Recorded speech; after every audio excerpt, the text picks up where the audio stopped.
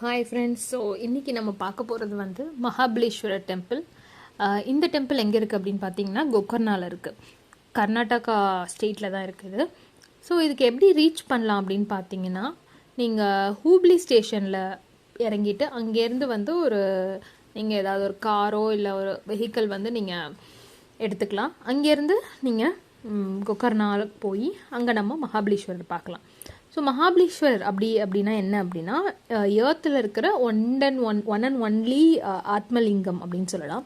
ஆத்மலிங்கம் அப்படின்னா சிவனோட ஆத்மாவே வந்து உருவெடுத்த ஒரு லிங்கம். ஸோ இதுக்கு புராதனமாக நிறையா கதைகள் இருக்குது.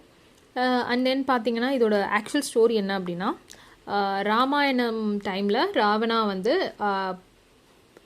ஒரு தவம் இருந்து சிவன்கிட்டேருந்து வாங்கின லிங்கம் அது. ஸோ அதுக்கு ஒரே ஒரு கண்டிஷன் சிவன் சொன்னது என்னென்னா, இதை எங்கேயுமே நீங்கள் ஸ்ரீலங்கா போகிற வரைக்கும் கீழே வைக்கக்கூடாது அப்படின்னு சொல்லியிருந்தாங்க. இது நடுவில் இது எதுக்காக வாங்கப்பட்டுச்சுன்னா, இந்த ஆத்மலிங்கம் யார்கிட்ட இருக்கோ அவங்களுக்கு வந்து சாகா வரம் இருக்கும். இது வந்து எங்கே வந்து தப்பாக பயன்படுத்திடுவாங்களோ என்னமோன்னு சொல்லிட்டு லார்ட் கணேஷா, அதாவது நம்ம பிள்ளையார் வந்து அவர் ஒரு பையனாக மாறி ராவணன்ட்ட வந்து அந்த லிங்கத்தை வந்து வாங்குவார். எப்படி அப்படின்னா, அவர் குளிக்க போகிறப்போ இது கொஞ்சம் பார்த்துக்கோன்னு சொல்கிறப்போ அந்த பையன் என்ன பண்ணுவார்னா அதை கீழே வச்சுருவார். கீழே வச்சு அந்த டைமில் இருந்து அதை நகர்த்த முடியாது. அது எங்கே வச்சாங்க அப்படின்னா கோகர்னால வச்சாங்க.